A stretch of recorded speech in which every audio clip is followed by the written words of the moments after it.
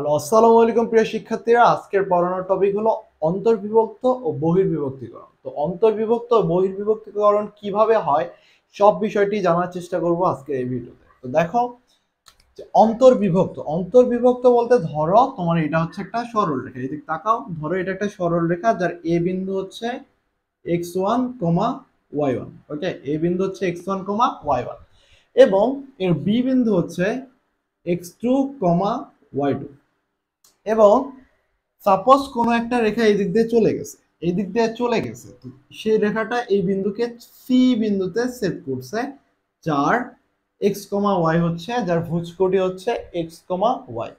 তো দেখো ভাইয়া, যে দেখো এ এবং বি বিন্দু, এ এবং বি বিন্দু সি সিতে অন্তর্বিভক্ত হয়েছে না, ভিতর দিক থেকে ভাগ হয়ে গেছে না, এই জিনিসটাকে বলা হয় অন্তর্বিভক্তিকরণ। যে ভিতর দিক থেকে যে ভাগ হয়ে গেল, এই জিনিসটাকে বলা হয় অন্তর্বিভক্তিকরণ। এখন ধরো এই যে সি এ থেকে সি এর ডিস্টেন্স হচ্ছে m1 এবং এ থেকে বি এর ডিস্টেন্স হচ্ছে m2, এ থেকে বি এর ডিস্টেন্স হচ্ছে m2। তাহলে এ থেকে যদি বি এর ডিস্টেন্স হয় m2 এবং সি থেকে বি এর ডিস্টেন্স যদি হয় m2, তাহলে এই সরল রেখাটা সি বিন্দুতে যদি m1 এবং m2 অনুপাতে অন্তর্বিভক্ত হয়, বুঝো কথা, সি বিন্দুতে m1 এবং m2 অন্তর্বিভক্ত হচ্ছে না, m1 এবং m2 অনুপাতে অন্তর্বিভক্ত হচ্ছে না। তুমি যদি বলো সি বিন্দুতে কোন অনুপাতে অন্তর্বিভক্ত হচ্ছে, m1 এবং m2 অনুপাতে অন্তর্বিভক্ত হচ্ছে না। ওকে, তাহলে সেই ক্ষেত্রে আমার সি বিন্দুর স্থানাঙ্ক কত হবে, সি বিন্দুর স্থানাঙ্ক কত হবে, সেই ক্ষেত্রে আমরা সি বিন্দুর স্থানাঙ্ক বের করতে পারি এই যে অন্তর্বিভক্তিকরণের এই সূত্র ইউজ করে। তো এক্স এর এক্স অর্থাৎ ভুজ, সি বিন্দুর ভুজ বের করতে হলে এই m2 এর সাথে গুণ করবা এই এ বিন্দুর এই বিপরীত পাশে x1 কে, এবং এই m1 কে গুণ করবা এই বিপরীত পাশের x2 এর সাথে। ওকে, এই m1 কে গুণ করবা এর বিপরীত পাশের x2 এর সাথে। তাহলে দেখো m1 x2 plus m2 x1 divided by m1 plus m2। Same ভাবে তার কোটিও বের করা যায়, m1 y2 plus m2 y1 m1 plus m2। তো এটা হচ্ছে আমার অন্তর্বিভক্তিকরণের সূত্র। এই জিনিসটা হচ্ছে খাতার মধ্যে তুলে রাখো, এই জিনিসটা খাতার মধ্যে তুলে রাখো।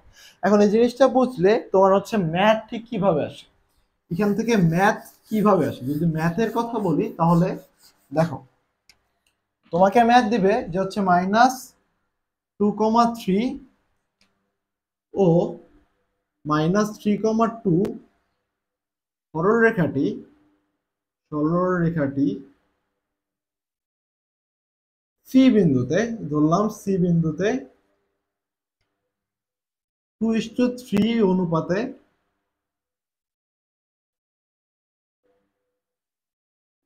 অন্তর্বিভক্ত হয়। তাহলে তাহলে সি বিন্দুর স্থানাঙ্ক কত?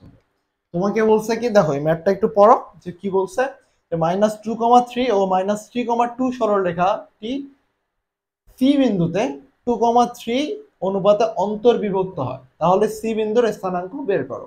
তার মানে যদি আমি এভাবে সরল রেখাটা আঁকি, যে এটা হচ্ছে একটা সরল রেখা, এটা হচ্ছে -2,3 আর এই বিন্দুর স্থানাঙ্ক হচ্ছে -3,2 এবং সি বিন্দুতে এই সরলরেখাটা অন্তর্বিভক্ত হয়েছে, সি বিন্দুতে সরলরেখাটা অন্তর্বিভক্ত হয়েছে কত অনুপাতে? 2:3। তার মানে এটা হচ্ছে 2, এটা হচ্ছে 3। তার মানে আমার m1 এর মান হচ্ছে 2, m2 এর মান হচ্ছে 3। রিলেট করতে পারতেছো, m1 ইকুয়াল 2, m2 ইকুয়াল হচ্ছে 3। সি বিন্দু তোমার স্থানাঙ্ক বলছে x, y, ধরলাম সি বিন্দুর স্থানাঙ্ক x, y।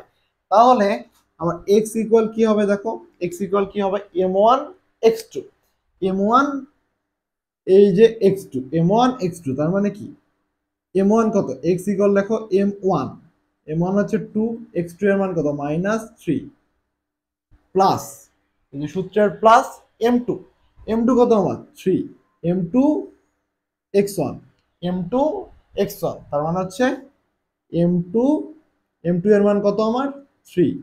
3 ইন্টু x1 এর মান কত -2 divided by m1 plus m2, m1 plus m2, m1 এর মান 2 প্লাস 3, এই যে এটা ক্যালকুলেট করলে কত হয় -6, আর এখানেও -6 হচ্ছে -12 ডিভাইডেড বাই 5, তার মানে আমি হচ্ছে ভুজ পাইলাম -12 ডিভাইডেড বাই 5।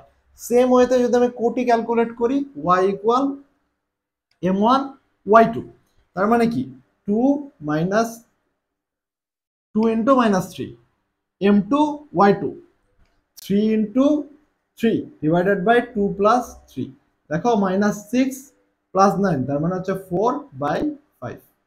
এই তো, তার মানে আমার সি বিন্দুর স্থানাঙ্ক দাঁড়াইলো, সি বিন্দুর স্থানাঙ্ক হলো -12/5, 4/5, -12/5, 4/5। এই হলো তোমার অন্তর্বিভক্তিকরণের যেই ম্যাথ, এই সূত্র ইউজ করে যে ম্যাথটা, এই টাইপের ম্যাথ তোমার আসে।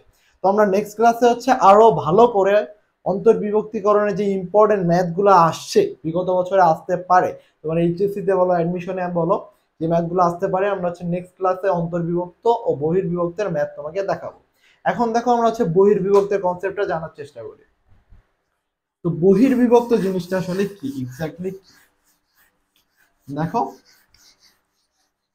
তোমার বহির্বিভক্তি সূত্রটা হলো যে হচ্ছে এরকম একটা ধরো সরলরেখা আছে, তো এটা ধরো আমার এ বিন্দু, এটা ধরো আমার পি বিন্দু, ধরলাম যে এই দুইটা বিন্দু সি, এখানে কোন একটা বিন্দু আছে এক্স কমা ওয়াই, সি কোন একটা বিন্দু এক্স কমা ওয়াই, এ হচ্ছে x1 y1 যার স্থানাঙ্ক, বি হচ্ছে x2 y2 স্থানাঙ্ক।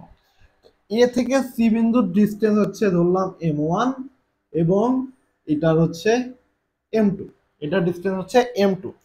যেহেতু বহির্বিভক্ত করছে, তার মানে সি বিন্দুতে বহির্বিভক্ত হয়েছে m1 is to m2 অনুপাতে, তাই না? সি বিন্দুতে বহির্বিভক্ত হয়েছে m1 is to m2 অনুপাতে। সেম সূত্র, যা শুধু আগের মতোই, বাট এখানে শুধু মাইনাস, এখানে শুধু মাইনাস বসবে, এখানে শুধু মাইনাস বসবে। তো সেম ম্যাথটার জন্য যদি বহির্বিভক্ত হইতো, আমার আগে যে ম্যাথটা বলছিলাম সেই ম্যাথটার ক্ষেত্রে যদি বহির্বিভক্ত হইতো, সেই ক্ষেত্রে তুমি ম্যাথটাতে কি স্থানাঙ্ক আসতো সেটা তুমি হচ্ছে কমেন্ট করে জানাবা। তো দেখো জাস্ট সব সেম, জাস্ট হচ্ছে আগেরটাতে এখানে ছিল প্লাস, এখানে হবে মাইনাস, এখানে ছিল প্লাস, এখানে হবে মাইনাস, এখানে প্লাস, এখানে মাইনাস, মাইনাস। ওকে, তো অন্তর্বিভক্ত বুঝলে বহির্বিভক্ত ইজি। তো তোমার সব থেকে ইম্পর্টেন্ট জিনিস হলো যে এই সূত্রগুলা খাতার মধ্যে নোট করে রাখবা, যে ম্যাথটা করাইলাম সেই ম্যাথটা ভালো মতো বুঝো, না বুঝলে অবশ্যই কমেন্ট করবা যে ভাই এই পয়েন্টে বুঝি নাই। আমরা নেক্সট ক্লাসে হচ্ছে ইম্পর্টেন্ট কয়েকটা ম্যাথ করাবো, যে ম্যাথগুলো তোমার এইচএসসি বলো, অ্যাডমিশন বলো, সব জায়গায় ইম্পর্টেন্ট। সো অবভিয়াসলি তোমার কাজ হলো একটা নোট খাতা ক্যারি করা, সেই নোট খাতার মধ্যে সবকিছু লিখে রাখবা, সবকিছু লিখে রাখবা এবং এই ম্যাথগুলো প্র্যাকটিস করবা বারবার। ধন্যবাদ।